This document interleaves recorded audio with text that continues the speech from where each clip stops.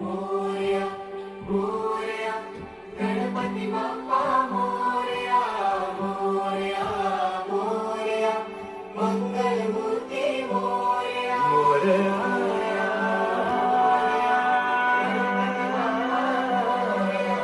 सुस्वागतम सुस्वागतम अभीष्ट चिंतन.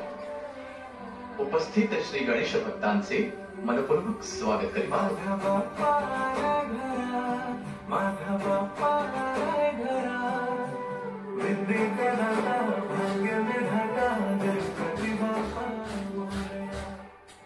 घरात असते एक प्रेमळ म्हातारी, म्हणतात तिला सगळे आजी. आजी एक कायम लक्षात राहणार नातं, पण आज ते दुर्लक्षित झालंय. आजी म्हटलं की नजरेसमोर येते ती वात्सल्याची मूर्ती. चेहऱ्यावर सुरकुत्यांचं जाळं, कपाळावर ठसठशीत कुंकू, कधी न ढळणारा डोईवरचा पदर, पांढरे शुभ्र केस. म्हातारीचे केस हा शब्द कदाचित तिथूनच सुरू झाला असावं बरं. काष्टी नेसलेली नऊवारी साडी, कमरेत किंचित वाकलेली तरी सुद्धा चालण्या बोलण्याचा तरतरीतपणा मात्र कायम. साधं राहणीमान, वागणं मात्र आपुलकीच. तिच्या मायेचा झरा कधी आटला नाही आणि कधी आटणारही नाही. कधी शांत नदी सारखी तर कधी खळाळणाऱ्या झऱ्यासारखी. जन्मापासून आपल्या आयुष्याची सुरुवात आजीपासूनच होते.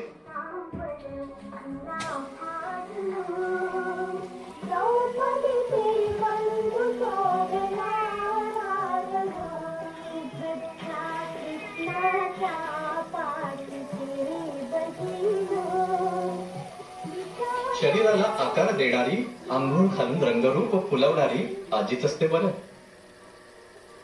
आजीचं आणि नातवंडांचं एक अतूट असं नातं आहे.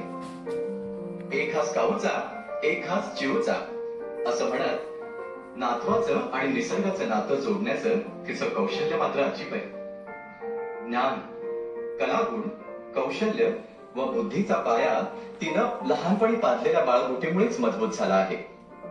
वयाचं भान न ठेवता दुडूदुडू धावणाऱ्या बाळाच्या मागे चालणाऱ्या आजीची चपळता काय वर्णावी. बाळाला घास भरवता भरवता आजी सुद्धा बाळाच्याच वयाची होऊन जाते.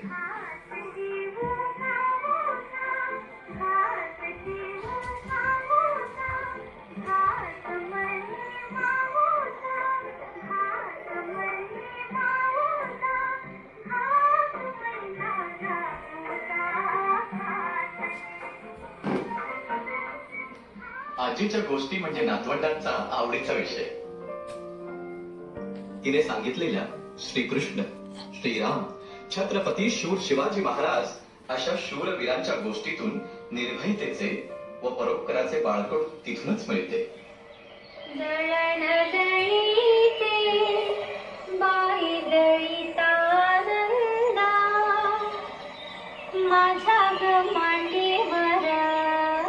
बाई सोपला गोविंद माझ्या ग माटीवर, बाई सोपला गोविंद. तिने गायलेल्या ओव्यांमधून, अभंगांतून नीतिमत्तेची शिकवण तर मिळतेच, पण भावी आयुष्यात येणाऱ्या संकटांना सामोरं जाण्याचं धारिष्ट्य सुद्धा आजी नावाच्या या विद्यापीठातूनच मिळते. कोणी कुठे धडपडलं, दुखापत झाली की कोणी आजारी पडलं तर जादूगारासारख्या तिच्या पटव्यातून निघालेल्या औषधांचीच मात्रा लागू पडते. मनात मायेचा ओलावा असलेल्या आजीच्या हातची चव काय न्यारीच.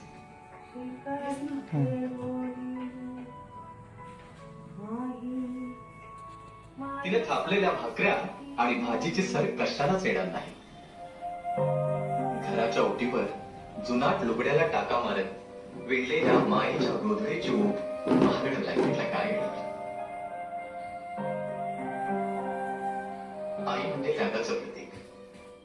नोकरी धंद्यासाठी आई वडील घरामध्ये पडतात, त्या घरात नातवाची सोबतीन आजीच असते बरं. भेटीसाठी आलेल्या पाहुण्यांनी, नातेवाईकांनी, फार तर तिच्या मुलाने दिलेले पैसे ती जपून ठेवते.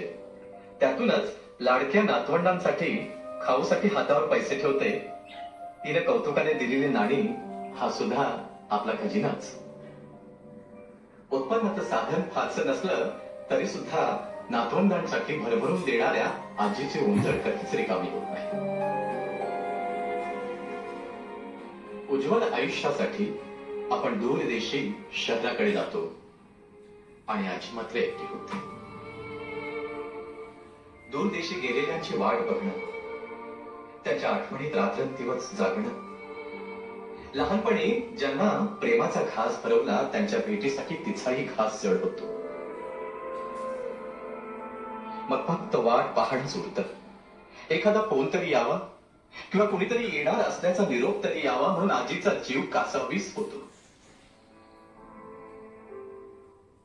आणि एक दिवस निरोप येतो, नातवंडे येणार म्हणून लगबगीनं थकलेल्या जीवात एक नवीन प्राण येतो.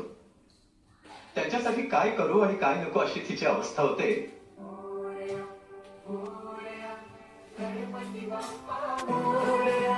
विनायका गणनायका शिवनंदन तो मोरया, झालानंद खरा खुरा माझा मोरया आला घरा, झालानंद खरा खुरा माझा मोरया आला घरा, विद्येचा दाता भाग्य विधाता गणपती बाप्पा मोरया. आणि पुन्हा एक दिवस निरोपाचा येतो. नातवंड शहराकडे जायला निघतात. नातवंड पतवंडांनी भरलेलं घर मात्र रिकाम होतं.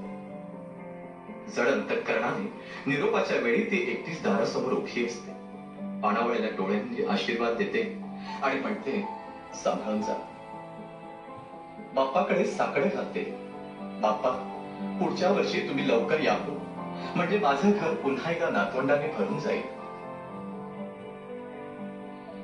देवधर्माच्या संस्कारांपासून उदरनिर्वाहाच्या प्रवासापर्यंत नातवंडांच्या मनाला, शरीराला आकार देणाऱ्या अशा प्रेमळ आजीच्या वाट्याला शेवटी येतं का एकाकीपणाचं भकास आयुष्य? आधीच सोशल मीडियाच्या आहारी गेलेल्या पिढीने नकळत आजीला दूर केले आहे. दिवसभरात आई वडील सोबत नसल्याने एकटेपणाच्या निराशेच्या गर्दीत गेलेल्या बालपिढीची आजी सोबती होती. आजच्या काही कुटुंबात आजी आजोबा नसल्याने पुन्हा एकदा निराशेच्या गर्दीत नव्या पिढीने जाऊ नये म्हणून तर आजी आजोबा हवेत.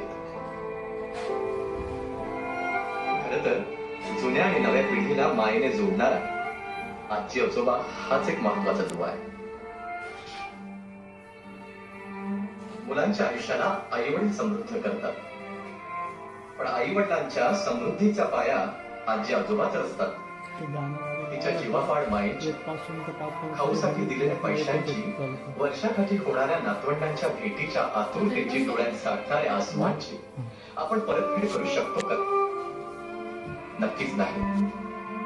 आपल्या आई वडिलांसोबत आपला भावनिक आधार जे आजी आजोबा होते त्यांच्या म्हातारपणी आपण त्यांचा आधार बनूया आणि नवी समृद्ध पिढी घडवूया.